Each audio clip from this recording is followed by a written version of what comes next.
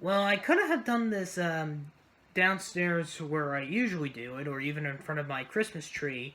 But since there is a lot of busyness going on downstairs, I have decided to do it in my room, which I think this is the first time I filmed in this since, like, did a live shot of this since, I believe, the last Oscar review I did of the year with the Parasite review. And of course, to end off my final video of 2020 is the anticipated, like, the third Criterion Collection Blu-ray I said in the previous video, which was a few weeks ago. And now it's finally here. Before we begin a new year, and before I begin to be an official adult on New Year's Day. And we're going to start this up with one of the films that was released this month. And this one is spy number, I'm just moving here a second, 1059 from 1996 by David Cronenberg, Crash. Now, as you can see, I have the back cover of this, and this was actually kind of inspired by Daisuke Beppo because, unfortunately, I cannot show you the front cover of this, and I didn't realize this until I saw this video, his video of it. And I will say that the front cover might not be a bit appropriate for YouTube, to be precise. And so I'm going to try to avoid showing you the image of it because it's a little bit of a sexual inappropriateness, to be precise. Because this film, and just by the way, just to clarify, Crash, this is not the 2005 Rachel film, by all means, that won Best Picture. But of course, this is a NC-17 movie, so this is no shock. Yeah, when I obviously did this just because I heard it was David Cronenberg who made this movie. Has James Spader and Holly Hunter, so two recognizable names. So yeah, it is a psychological thriller. And let me just see how decent it is. I'm just trying to carefully not to show the front cover, of course, of this. So the booklet, I think this really... Oh man, is this what I think it is? If I'm correct, yeah, I probably would not want to reveal what the poster is, because it's basically the cover of,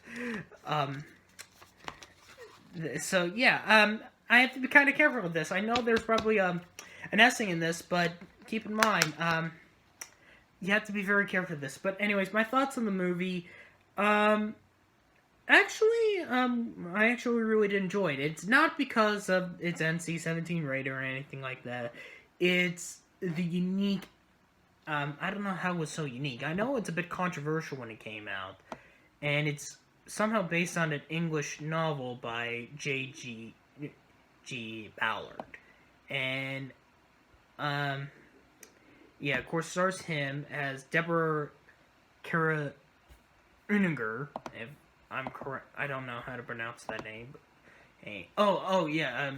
She was in The Game I saw, which the David Fincher film, which I'm not getting. I wasn't a fan of The Game. But yeah. Other than James Spader and Holly Hunter, and Rosanna Arquette is another one who was in this film.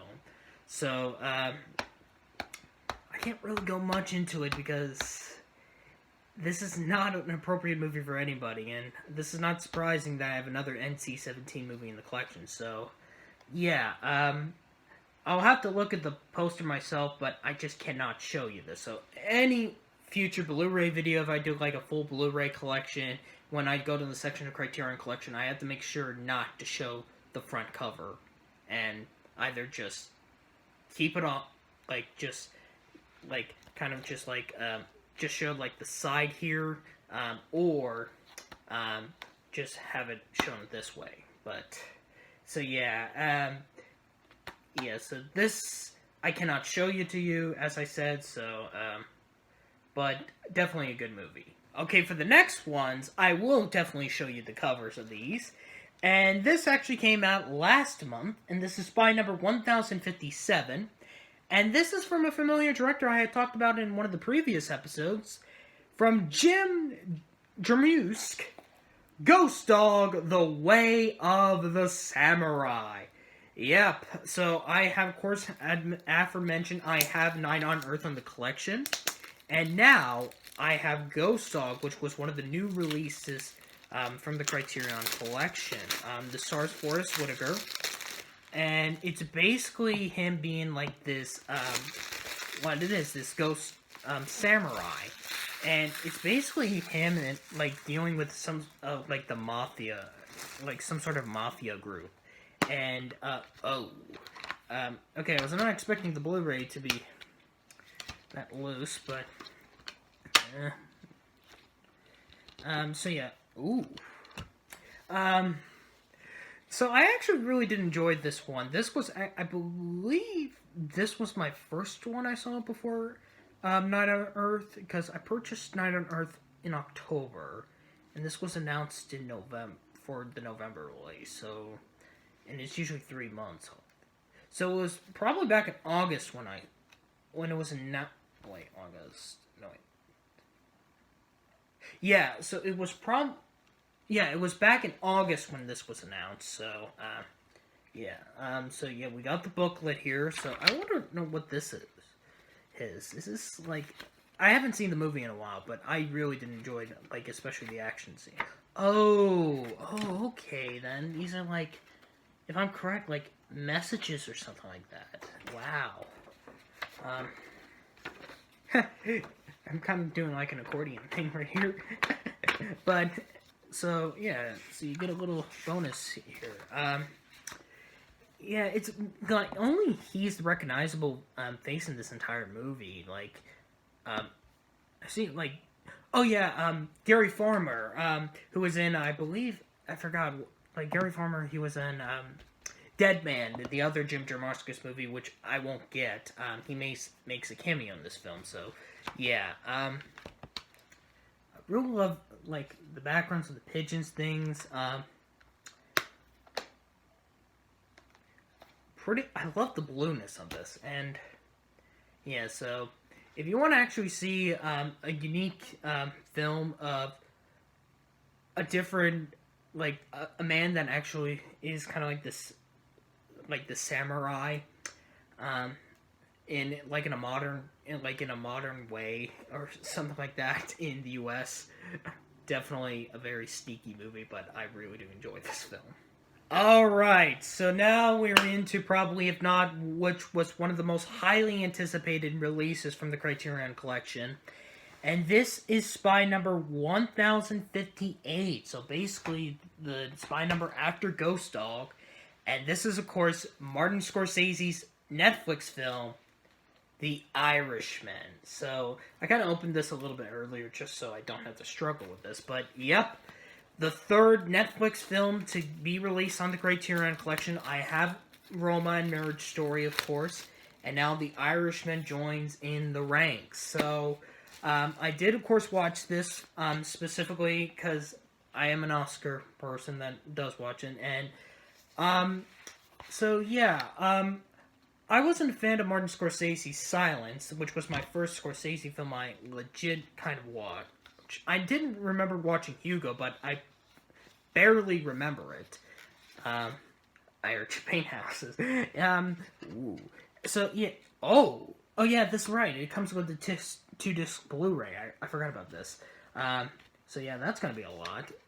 And it comes with these type of cases, which I'm not really a fan of, but at least they're not, like the Silence of the Lambs Blu-ray, so, I didn't realize this, but you do get the 3 main characters. You have Robert De Niro, Al Pacino, and Joe Pesci. So if you ask me of my thoughts, I just did not realize that, but,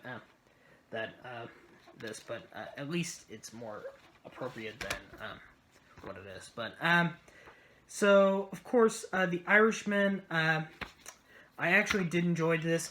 It's a little bit long, I will say that. But what I really did love, I do love specifically the performances by De Niro and especially Al Pacino. Al Pacino should have won Best Supporting Actor for his performance. I mean, My gosh. Oh, I did not realize the blood stains in the back.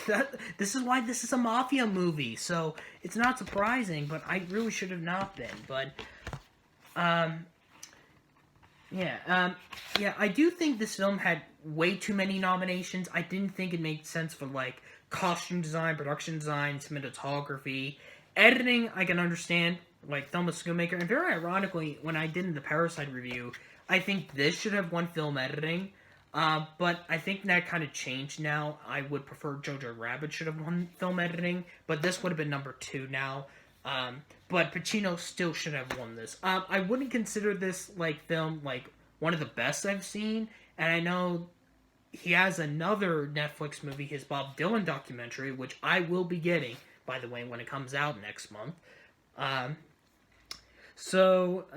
of course, this movie is based on the book I Heard You Paint Houses, Frank, the Irishman, Sharon, and the Closing Case of Jimmy Hoffa, by Charles Brandt. And of course, this movie is kind of a little bit of a personal connection to the state because, of course, most of it takes place in PA, so it's no surprise about that. But there is a lot of scenes that I really do enjoy. Like, probably my favorite scene is the scene where Pacino's all, like, specifically Hoffa. I almost said Pacino, but, well, it's basically the character Pacino's playing. And you know the scene where he yells at everybody and calls everyone, you know what. Badoo, badoo. I'm kind of a bit of lost for words, but definitely a new great addition to the Criterion Collection from Netflix, and I can't wait for the Rolling Thunder Avenue documentary to come out. Okay, so this next one actually was also released this month, and very ironically, it's the spy number right after Crash, spy number 1060 from 2000 by Alejandro González Iñárritu, Amores perros, or in English, Loves a Bitch. Yep, that's what it means for the marketing they did, but so this I am familiar, of course, with Iñárritu. As you can tell, now I have like the 3 Mexican directors of today's modern world with Alfonso Cuarón, Guillermo del Toro, and now Iñárritu. And if I'm correct, this is his first film by him in this collection. I have previously seen Birdman or The Unexpected Virtue of Ignorance, the Best Picture winning film of 2014, and The Revenant, which almost won Best Picture. 14 I did say for Birdman. I thought it was because 15 was The Revenant when it came out, which I also saw, which of course famously got Leonardo DiCaprio his first Oscar. And honestly, I found both of them to be overrated. I don't know what it is.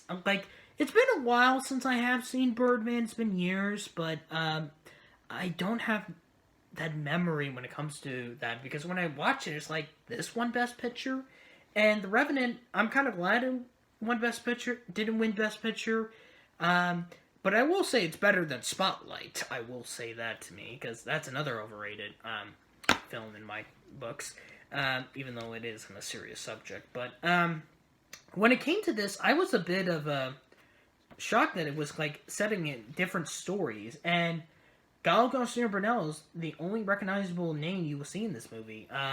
So he has done one with Iñárritu. He has done one with Alfonso Cuarón with Itamar Matabian, which I have, and I forget what. I don't know if he did one with Del Toro, but. So yeah, I have all 3 of Del Toro's films. I have Alfonso Cuarón's Itamar Matabian, and now I have Iñárritu's Amores perros. And I kind of understand now with the cover art. I didn't realize it. Like, I was like, is this some sort of dragon? But no, it's basically the dogs. And the dogs kind of really make sense a little bit more in the first part of the story. And all these stories are actually combining one.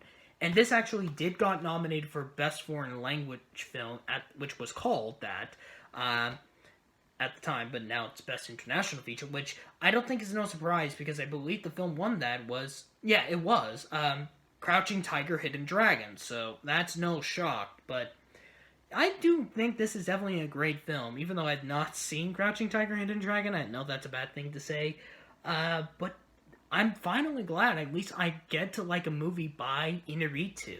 I didn't like his two English films, but in his own language and as a Mexican crime thriller, it works. And finally, for this month, or should I say my last Blu-ray of 2020, is actually Spy Number 307. So this is a long, like one of the older releases, and this is from 1993 by Mike Lee, naked. And no, to many new audiences, there's no nudity in this film. It's basically a black comedy, and it stars David Thewlis, which I kind of know who he was through Anomalisa, and I've heard a lot of things about him in the Fargo miniseries. And this is basically a very messed up film in a good way. Kind of like in the realms of like not in the realms of Dazed and Confused, but more like in the realms of Fear and Loathing in Las Vegas. And so yeah, this is my first film from Mike Lee that I have in my collection. I have watched Topsy Turvy, which I felt like bored throughout like the first like hour or so, but when they started making the Macadeo musical, that's when it really did get good. But I wouldn't get it specifically for the rest of the film. I did watch one other film from him. I did saw, but after like the first few minutes, no, it's like I don't think I will get it, so I just stopped it. And I forget what it was, but I know it's also one of his 90s. But there is, of course, a new 90s Mike Lee film that is coming to the collection, Secrets and Lies, which is a Best Picture nominated film. And I will be getting it when it comes out in, I believe it's in March. That's when it's scheduled. Yeah, it's in March, because it was announced this month. So, yeah, it's a completely crazy film.